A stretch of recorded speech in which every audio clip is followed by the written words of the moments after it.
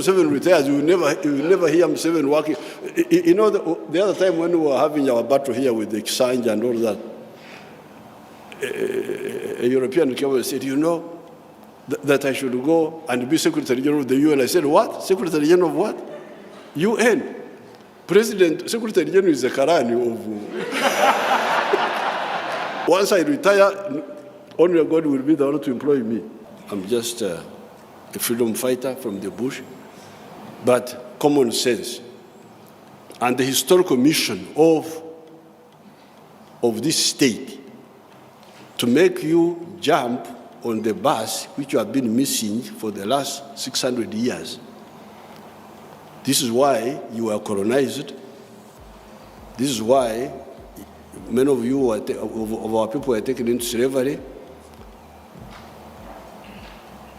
This is the historical mission of this state, to jump on the bus of modernization. I can see that the foreigners are confused about Africa.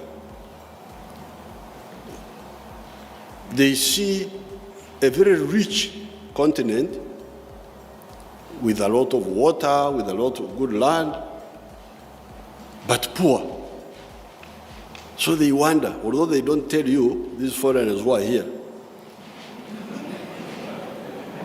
they may not tell you, but they really think there's something wrong with you people.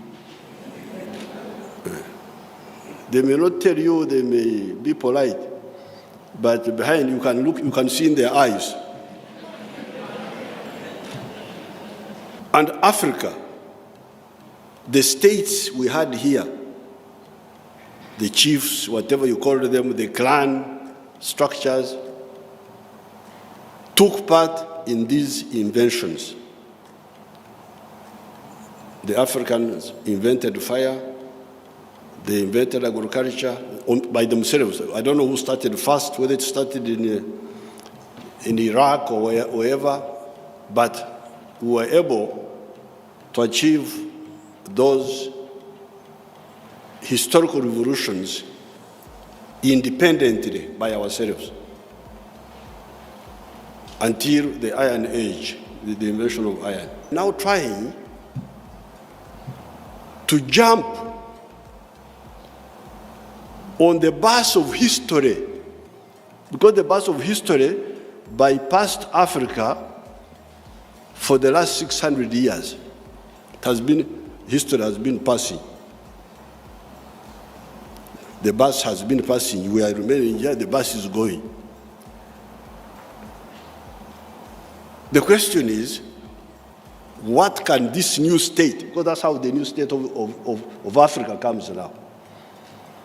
The new state, not the tribal state, which failed, those tribal states failed.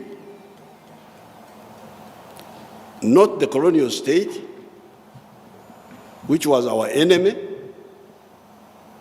but the new state of independence. What is its historical mission? Its historical mission is to make the Africans jump on the historical bus which has been passing them for the last 600 years. Now, if you don't do that, then you have failed in your historical mission. We, the freedom fighters, we said, we studied all of this. That's how some of us left the old parties, because we were part of those old parties. But in the 1960s, when we saw through the exposure we were having, we said, no, this is a death trap. We must cause the social transformation of this society here. And what do we need to do? And we should change it through production, because you cannot change the society through talking. We must make them get involved in modern production of wealth and creation of jobs. And what does that mean? It means that these fellows, all these Ugandans, and the other Africans must get involved in the 4 sectors that we identified. Agriculture. But secondly, industries. Because if you have got agriculture only and you don't have industry, how will you process what you produce in agriculture? It will run into problems. Secondly, what inputs would you use in agriculture if you don't have industry? Because you need hose, you need fertilizers, you need... So agriculture depends on industry. Then the services, like a hotel. This man has built a hotel here. Machine power. And for you, you remained with muscle power. We need the 4 sectors. Commercialize agriculture, industries, modernize services. Like this hotel here. So I don't have to know anybody in Kampala. I can come, pay money to this man, and I sleep here and go away. I don't have to inconvenience, when I'm not in Kampala, I don't have to inconvenience any relative to come and stay with the relative because the services are not developed. But there's also another sector which has come up, the ICT, and I'm glad you are beginning to use it here, the computers. That is also another sector which was not there, which has now come up. There's a little bit of waking up now. What we have been saying, some degree of waking up in agriculture. That's why you hear now that there's a lot of coffee. Coffee has gone to 5 million bags from 2 million bags.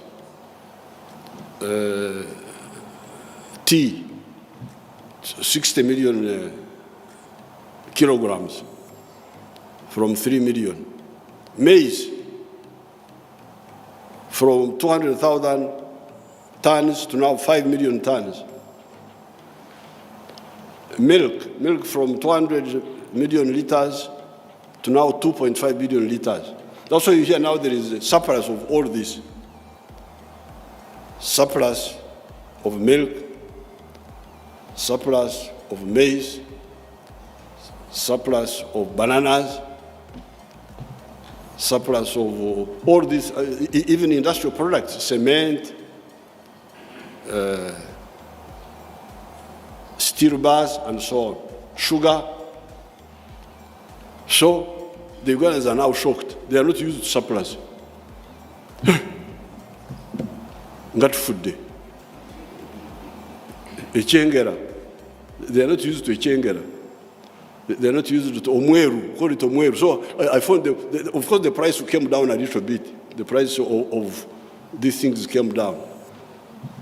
And they were really panicking. So I said, what is the problem? Too much sugar. I went to Jinja. Ebikado binji kamara. Was avocado, binji kamara, what are you using them for? Sukari. Sukari mwingi ino. Okay. Sukari for what? For them, they are talking of sukari for chai. But don't you know this sukari for Coca-Cola? For making Coca-Cola. Because according to the figures, this one is still being imported. And it is taking something like $50 million. The Coca-Cola are using imported refined sugar. So the sugar they are saying is too much, is the sugar for chai. But the sugar, the more refined sugar for Coca-Cola is still being imported. There's a factory here for medicine in Ruzira, quality chemicals. They use pharmaceutical grade sugar to make what do you call it, syrups for medicine for children. That one is being imported. So I said, you are talking of surplus of sugar. Actually, you don't have surplus. You are still asleep. Mucharambaire, ukulambara. That's what we call it in Rusoga. Mucharambaire, you are still asleep. Let's now bring people to process, to refine this sugar for tea, refine it more, so that Coca-Cola doesn't import sugar for beverages, they buy yours. Then the one for medicine, and so on.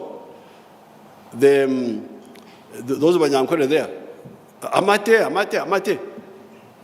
What is the matter now? The milk is too much. What is the problem? But I heard that in the US, they are buying a chemical called casein or something like that. There is a protein they are getting from milk. So the milk they were talking about is just milk for drinking. But the byproducts of milk, those ones they were not talking about. So people, after a long, long struggle by us, people are beginning to wake up and produce using machines. The sugar factories, the milk factories, more modern methods in agriculture, and because of that, production is going up. And because production is going up, we now have the problem of the market. Who buys what you produce? The internal market is no longer enough.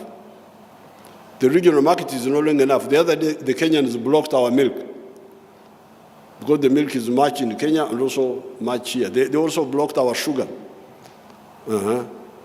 So, your people here are beginning to get out of sleep, to know that to live a modern life, you need to produce using your machines, and when you produce using your machines, you produce on a big scale, and when you produce on a big scale, you need a big market.